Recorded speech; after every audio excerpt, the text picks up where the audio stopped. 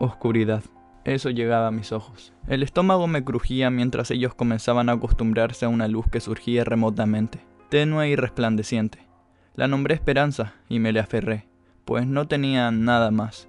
Ella, en su vehemencia, me dejó observar lo que se conoce como el mundo, aunque para mí era el paraíso. En él dormir estaba mal visto, pues el mundo era un sueño, cada monte y marea uno distinto. No pude evitar quedar hipnotizado con tal maravilla, imaginando lo inimaginable, para luego poder observarlo. Así, sin darme cuenta, la luz que antes brillaba ennegreció el paisaje, cegando mi vista, llevándome muy lejos, donde no había nada. Y en mi reciente soledad, decidí otorgarle un nombre a esta masa negra que antes llamé Esperanza. Le nombré Oscuridad. A diferencia de la inmensa cantidad de juegos conocidos y por conocer que te cuentan una historia como Ronaldinho Soccer,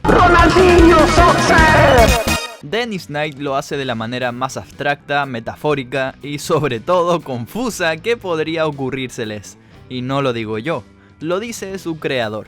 La historia de este juego es su historia, los momentos más difíciles de ella, donde casi renuncia a sus sueños, pues los sueños a veces te quiebran a ti y a la gente que amas. Para que se hagan una idea, el solo entender el mensaje a la perfección me llevó más de 10 páginas de anotaciones, varios días y dejó cerca de la locura. Muchos ya habrán imaginado alguno de los enfoques que el juego nos presenta para hablar de estos temas, pero les aseguro que hay unos que ni siquiera se les pasaron por la cabeza. Quienes hayan llegado aquí pensando que el recorrido de Ash es una alegoría al cáncer, déjenme decirles que están equivocados, pero a la vez tienen algo de razón. Continúen en sintonía para averiguarlo. Tampoco olvides suscribirte al canal, por supuesto, que vamos camino a los 100.000 y no lo conseguiré sin tu ayuda. Que en la vida las cosas no se consiguen solo.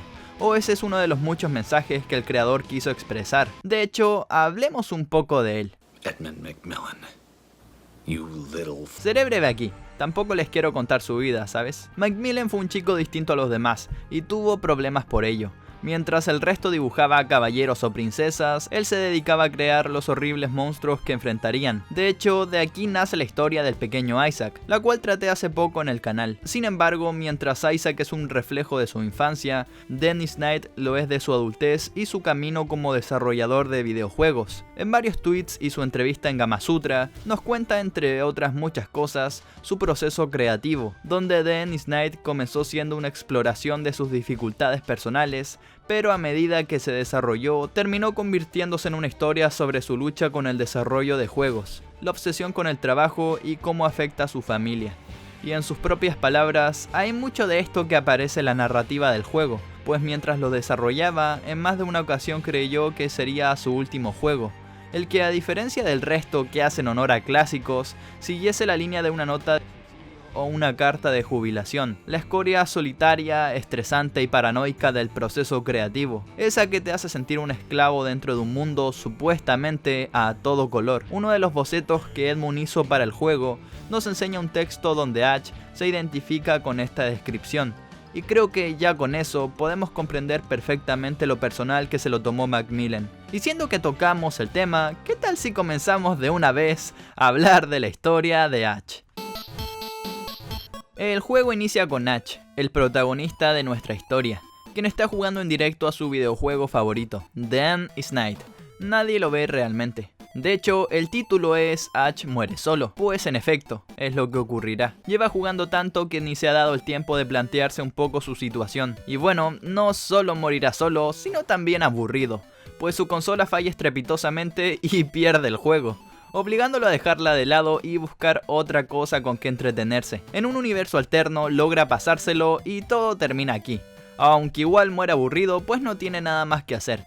Así que ignoraremos que eso ocurrió. La consola de videojuegos es una parte fundamental en el desarrollo metafórico de la historia, representando el amor que Ash le tiene a los juegos, quien recordemos es la encarnación de Edmund Macmillan dentro del juego. Sin embargo, en esta relación no todos son rosas, pues los videojuegos que lo apasionan y divierten son a su vez los que lo desconectan del mundo, siendo recién cuando pierde la capacidad de usarlos que se da cuenta de su soledad y decide intentar solucionarla. Entre muchos otros factores, esto lo vemos en la dificultad del primer juego, el cual roza lo imposible, haciéndole honor a su nombre, The End is Night, o sea, el fin está cerca. Pues el jugarlo es un proceso enormemente estresante, tanto que la propia consola cede ante él, una de las muchas cosas que el creador quería representar. De vuelta a la línea original, encontramos a H escribiendo una carta dirigida a nadie, pues todos están muertos. Parece que hubo una especie de apocalipsis, que lo dejó solo a él. Bueno, a una parte de él. Ahí nos enseña algunos de sus trozos guardados en frascos, como pedazos que perdió de sí mismo, lo cual nos explica la razón de su apariencia, con un ojo tachado a modo de muerte. Y es que el pobre está medio muerto. Esto también cuenta con un aspecto simbólico, pues al fin y al cabo el protagonista representa sentimientos negativos, como la frustración y paranoia, esta última siendo hasta parte de su personalidad, sin mencionar la conexión con la muerte presente en todos los juegos de Macmillan. No por nada H es un tumor. Luego de pensar un poco, se le ocurre la mejor idea que nunca podría haber tenido: hacer un amigo. Con él de seguro podría divertirse mucho, y quizá hasta repoblaría la Tierra. Así es como finalmente decide salir al mundo exterior, el cual estaba cayéndose a pedazos.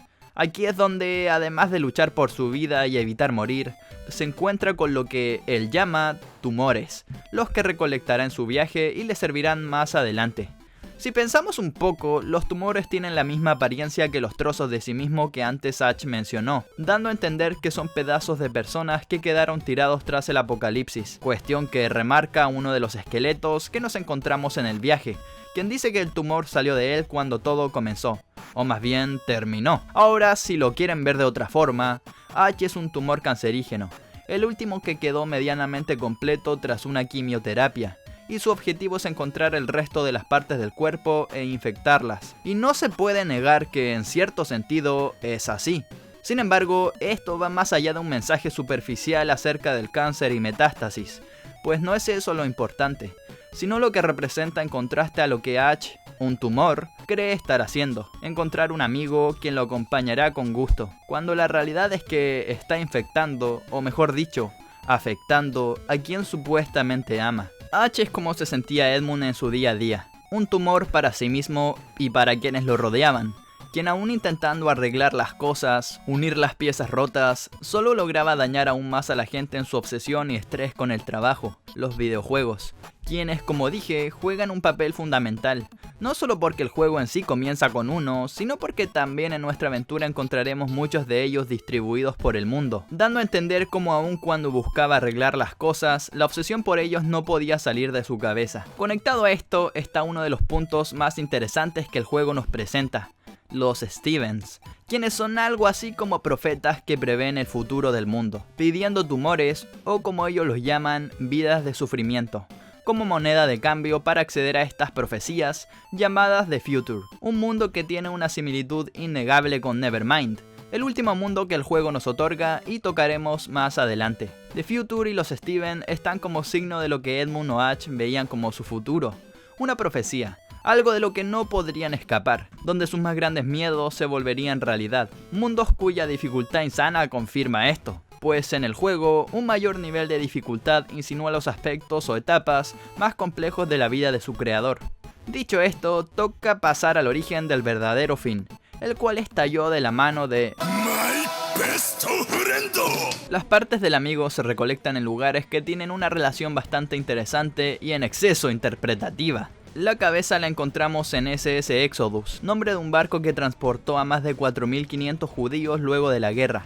Este ayudó al mundo a ver la difícil situación que afrontaban, por lo cual podría considerarse como un despertar o nueva visión. Por ello es que aquí encontramos la cabeza. Gólgota, referencia al monte Calvario de Jerusalén, donde fue crucificado Jesús. Por ello este piso es un lugar sangriento, recordando al crucifijo, siendo aquí donde hallamos el cuerpo, el cual parece haber pasado por una autopsia. The Machine, aparte de ser una fábrica, también puede recordar a una película británica donde parte de un humano pasa a pertenecer a una máquina. Esto hace sentido, pues aquí encontramos al supuesto corazón del amigo, que no es otra cosa que el núcleo de la fábrica, el cual insertan en su cuerpo para darle vida, aunque no es un corazón real. Al H reunir todas sus piezas, salta una escena. En ella escuchamos cómo dice haber pasado la mejor noche de toda su vida junto a su amigo, jugando, bebiendo y haciendo cosas sucias. Todo esto se contrasta totalmente con lo que vemos, pues si bien Ash está disfrutando, es claro que su amigo no solo no lo hace, sino que más bien está sufriendo. Lo que Ash interpreta como mordidas juguetonas o demás, en realidad son símbolos del odio que su supuesto amigo le tiene. Razón por la cual al final de la escena, al preguntarle a su amigo si gusta de él, se resalta un no en la pantalla. Tras esto, Ash despierta para encontrarse con que el mundo está aún peor que antes. Y es aquí donde comienza lo que me gusta llamar el gran después. De aquí en adelante las cosas que ocurren no son una imagen de la realidad del creador, sino lo que muchas veces estuvo a punto de ser. Es Edmund quien declaró a un usuario que el mensaje del juego es que a veces las dificultades en la vida te pueden volver más fuerte. Sin embargo, a la mayor parte de la gente la romperán, y este segundo apocalipsis es justamente esa mayor parte de la gente. Aún así, creo que al menos hasta que nos juntamos con Friend, las cosas sí que pueden ser reflejo de la vida de Edmund, y les diré por qué. Tras haber recorrido nuevamente el mundo, pero en una versión más compleja, llegamos hasta Friend, quien se encuentra pegado a una bola de energía que más tarde el juego nombra como The Mother, o la madre, cuestión que tiene cierta explicación. Esta bola es presuntamente el núcleo de la fábrica que antes tomamos, o sea, el corazón de Friend. Ash manifiesta su enojo contra él por provocar un segundo apocalipsis y empeorar las cosas, mientras que Friend niega todo esto, o al menos eso dan a entender sus expresiones, y es que tiene toda la razón, pues fue Ash quien lo trajo a la vida aún en contra de su voluntad, provocando el apocalipsis. Al menos esto a mi parecer enseña cómo todos los actos de Ash han sido egoístas, y en base a su beneficio propio. Realmente nunca ha pensado en su amigo, sino que lo ha utilizado como medio para conseguir lo que quiere. Al final de la escena, Ash acepta que son diferentes y lo deja ir, mientras este se destruye y es absorbido lentamente por Mother. La misión ahora es escapar antes de que se acabe el tiempo, pues la bola de energía comienza a crecer. Una vez hecho esto, volvemos donde todo comenzó, y es esto lo que Edmund ha vivido, siempre cerca del fin, teniendo la fuerza para alejársele y recordar lo que lo motiva a seguir. Las cosas desde aquí son un bucle, jugando nuestro videojuego. Lo único que nos distrae de la realidad, pero no podemos escapar para siempre, y es ahí cuando salimos del hoyo y comenzamos una aventura donde buscamos algo más. Por esto me gustaría comentar una cuestión que de seguro más de uno ya habrá pensado, y es que Friend no representa solamente el daño que Edmund le hace a su familia con los videojuegos, sino también el daño que los videojuegos le hacen a él, siendo el viaje en su búsqueda una analogía a la presión, estrés, sacrificio y su relación con el diseño del juego, con Edmund buscando crear algo nuevo. La bola brillante o Mother sería el punto culmine de todos estos sentimientos, pues al poner su alma en ello, pone también en riesgo toda su vida, y al dejarla ir, deja de lado los videojuegos, volviendo a su hogar, donde irónicamente hay una consola. Esta idea se refuerza si tenemos en cuenta que en la primera escena donde Ash enseña cómo hacer un amigo, junto a las partes del cuerpo sale un videojuego, lo cual indicaría que están fuertemente relacionados, y de cierta forma insinúa que el hacer un amigo es un proceso similar a hacer un videojuego. De hecho, el juego contiene muchísimos secretos, y uno de ellos nos ayuda a orientar las cosas, ni más ni menos que Isaac, el pequeñín que hace un cameo aquí, oculto en los primeros niveles de Anguish o Angustia. Muchos otros personajes de juegos de Edmund aparecen también, pero de lejos Isaac es el que más aporta a la historia. Cuando hablamos con él nos dice lo siguiente: mamá viene, puedo oírla susurrar, nos está mirando, hemos hecho algo mal. Y claro, Mother es la madre de Isaac, pero al mismo tiempo es la bola de luz. Y siendo que Edmund resaltó como The Ennis Knight y Isaac son dos juegos que siguen la misma línea narrativa de su vida, llegamos a la conclusión que la bola de luz, Mother, representa el miedo o la angustia que el proceso de desarrollo le produce a Edmund. En efecto, el camino que nos lleva a ella describe los estados psicológicos por los que ha pasado: angustia, tristeza, plaga y ruina, siendo acceptance o aceptación, el cual nunca ha llegado a ocurrir, pero muchas veces ha estado cerca de ello. Y ya si sumamos que el personaje se va deteriorando más en cada uno de estos mundos, pues la idea se refuerza. Ya con esto es hora de entrar de lleno al final del juego. Para poder acceder a este ending es necesario volver a Acceptance, el nivel donde Friend está pegado a la bola de luz y lanzarnos hacia ella, tal y como nos indicó el esqueleto hace un rato. De esta forma nuestro contador de tumores bajará hasta 0 y una escena aparecerá. En ella Ash mira hacia la explosión que acabará con todo definitivamente, pero en lugar de entristecerse porque su vida está por terminar, lo acepta con una sonrisa y así todo acaba. Mientras tanto, de fondo suena una canción la cual nos explica por qué Ash sonríe, pues muere sabiendo que, pese a que el mundo se acaba, él no está solo. Esos momentos que pasó junto a su amigo le dieron un sentido a la vida, uno que nunca creyó llegar a tener. Este es el camino que Edmund ha estado cerca de tomar, dejando el desarrollo de videojuegos para siempre, sonriendo al aceptar que fueron buenos momentos de su vida, logrando crear cosas que ni en sus más profundos sueños habría imaginado, pero es hora de dejarlos partir, cuestión simbolizada con el fin del mundo. Como ven, es un final muy similar al anterior, donde acepta que su amigo y él no son compatibles. Sin embargo, ese momento no es definitivo, y al volver a su hogar sigue teniendo a su amigo en casa, pues aunque lo haya negado, sigue en su corazón, cuestión que termina por aceptar en Acceptance, haciendo honor al nombre del ending. Todo esto mantiene esa conexión con el cáncer, pues el fin del mundo puede tomarse también como la muerte del cuerpo, donde el hospedador muere. En este caso, Friend y los videojuegos. Pero sorpresa, sorpresa, al igual que Isaac, existe lo que llamo el final verdaderoso. Ese que ocurre en el mundo finaloso, tras Acceptance.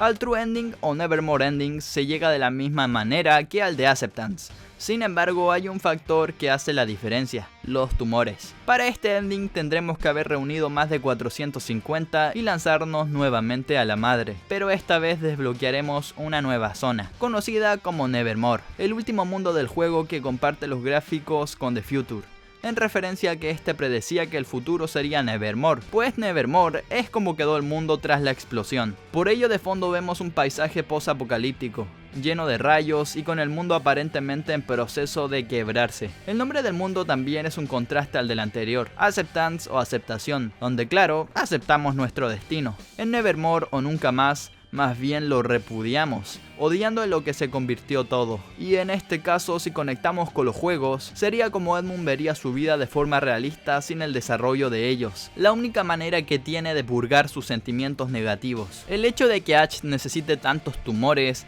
es porque solo así le quedaría algo de vida extra para poder sobrevivir a la explosión de Mother. Al fin y al cabo, los tumores son vidas. Al final del mundo, en el nivel 15, encontramos el juego de Ennis Knight, cuestión como mínimo irónica por el propio título del juego. Tras introducirnos en un hueco igual al de los niveles anteriores, es que llegamos al ending. En este vemos a Ash fusionado con la madre, mientras Steven camina encima, simbolizando el paso del tiempo, en palabras de Edmund, quien en varias ocasiones ha resaltado como Steven no proviene del futuro, sino que es el futuro, y con esto ya queda más que claro. El ending en sí contiene dos simbolismos muy claros que se complementan con el significado del mundo que antes mencioné. El primero es la fusión de Ash con Mother, o sea, los sentimientos de estrés, presión y demás, demostrando como si los videojuegos su creador sería una bola de problemas. Steven también juega un papel importante aquí, pues el paso del tiempo demuestra la monotonía de una vida sin sueños, en una rueda infinita que ni dejará de ser rueda,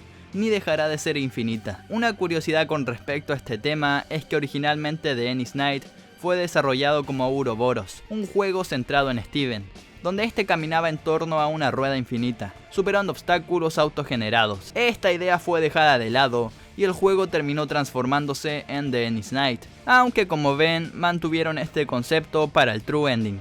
El segundo simbolismo que nos entrega es la historia que nos cuenta Ash, donde hace memoria de la única cosa que recuerda antes del final, su pulgar derecho. Un día cerró la puerta del auto de golpe y se lo aplastó. Dolía bastante. Tras cosa de una semana es que una nueva uña comenzó a crecer por debajo. Mientras dormía dolía si tocaba la cama, así que decidió arrancarse la que había aplastado, preguntándose si crecería o acaso esa uña sería su uña para siempre. La estaba tocando cuando cayeron las bombas. Un final bastante crudo, que enseña cómo el momento más trivial, cuando nuestro mayor problema es una uña encarnada, puede ser el inicio del apocalipsis. Eso en definitiva te da una perspectiva de las cosas. Si relacionamos esto con Edmund, posiblemente la conclusión a la que lleguemos es que para él, un día normal, un día lejos de crear mundos e historias, sería el día que su mundo acabaría, pues ya no tendría un objetivo ni lugar donde dejar su mente. Y es que The Endless Night, dicho por él mismo, no es solo la historia de cómo casi deja el desarrollo de videojuegos, sino también la historia de cómo se mantuvo en ellos. Una curiosidad con respecto al ending es que posiblemente esté basado en lo que le pasó a Peach,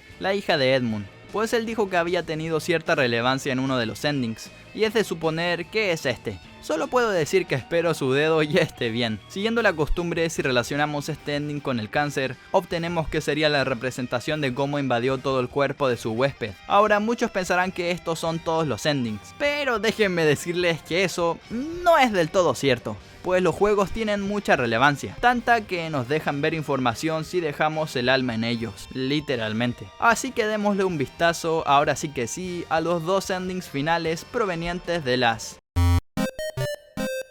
Si no conocen estos endings, que realmente son texto con información hilarante, no los culpo. Solo unos 40 jugadores en todo el mundo los han llegado a ver oficialmente. Pero claro, papá YouTube puede arreglar eso. El primero de ellos nace de la Game Card Acceptance, que efectivamente tiene el mismo nombre que el mundo. Esta se obtiene jugando las 4 Game Cards provenientes del futuro, en una animación bastante bonita llamada The Tower of Ascension. La cuestión es que estos son los niveles más difíciles del juego por amplia diferencia, y Acceptance es la fusión de todos ellos más 5 extra, por lo que se podrán imaginar el nivel de dificultad. Una vez hemos perdido el alma y pasado todos los niveles, es que el juego nos recompensa con unas palabras. En su mayoría son una parodia a Mario, que me hizo reír muy fuerte y les estaré dejando de fondo mientras hablo. La parte importante está al final, donde tras seguir un rastro de huesos, Ash llega al pico de la torre en el cual se encuentra con un camino de ascensión, formado por cráneos, costillas y columnas vertebrales. Cada escalón un legado, una vida atrás para ayudar en el viaje hacia algo desconocido. Ash, mirando hacia adelante, respiró hondo por última vez, y comenzó su ascensión a la Éder. Finalmente en pantalla sale la frase: continuará. Pese a que dije que este ending me hizo reír, su final casi me hace llorar, y no estoy exagerando. El mensaje es claro: el camino para desarrollar videojuegos es difícil, y eso es lo que representa este nivel por encima de todos los demás, y lo que nos hace entender el final. Pero aún con toda esa dificultad, el viaje continúa para quienes siguen luchando por ellos, aun cuando no tienes certeza de siquiera por dónde caminas, pues muchas vidas han sido puestas en esto como para dejarlo de lado. Esto me toca bastante en lo personal, pues llevo trabajando en este canal muchísimo tiempo. Ha habido otros antes de él, muchas historias y experiencias, en un viaje difícil que lleva a perfeccionar las cosas, en el cual muchas veces no sabes hacia dónde ir, pero sigues, pues recuerdas que esto es lo que te llena el alma y te hace sentir vivo. Es eso lo que a Éder es para Edmund, donde Ash ascendió. No un paraíso, sino su paraíso. Edmund comentó en una ocasión como este juego, a Éder, lo hizo llorar desconsoladamente, pues sacó lo más profundo de su ser, de su infancia y experiencias, y las puso en él. Por ello es aquí donde Ash va, al lugar donde recuerda su objetivo, y por qué Edmund hace lo que hace, siendo también la razón por la cual esta Game Card comparte el título de Acceptance con el mundo anterior, pues en ambas acepta, pero lo contrario, comprende que lo debe dejar de lado, pues le hace mal y no tienen futuro. Mientras que aquí, y tras haber pasado una lucha aún mayor, recuerda sus orígenes y acepta que seguirá luchando por ellos, por sus sueños. Un mensaje que igualmente le deja al jugador, en honor al esfuerzo que lleva a completar el nivel. Comentada esta Game Card, pasemos de una vez a la Super Mega Card, que es la fusión de 9 Game Cards normales del pasado. Desbloqueándose una vez las tenemos todas, y en la cual tendremos que reunir 1000 anillos en una experiencia de mínimo 30 minutazos. Al hacerlo, el juego nuevamente nos hará reír con sátiras a otros juegos y al Señor de los Anillos, básicamente. Y de nuevo, el mensaje importante lo encontramos al final. Esta es literalmente una frase, que revela cómo Ash en realidad era solo cáncer todo el tiempo, y todos los recuerdos que tiene son los de su anfitrión. Vaya plot twist, ¿no? Bueno, si te saltaste hasta aquí, de seguro que sí, pero si lo viste como corresponde ya sabes la respuesta, pues Ash en su mundo, el mundo de The Endless Night, es cáncer, y la historia lo usa como recurso narrativo, pero para algo mucho más allá de eso. Tras esto, el juego dice que aún con ello, Ash es un héroe, y eso es lo único que importa. Y creo firmemente que esta es otra de esas cosas que motivaron a Macmillan a seguir con el desarrollo de videojuegos, pues aunque no sea perfecto, es un héroe en su propio mundo, y eso para él lo es todo. Ya con la cabeza a reventar tras estar escribiendo y reescribiendo por casi 10 horas, me despido, que toca un descansito. Pero no por mucho, que lo próximo que se viene está potente, ni más ni menos que...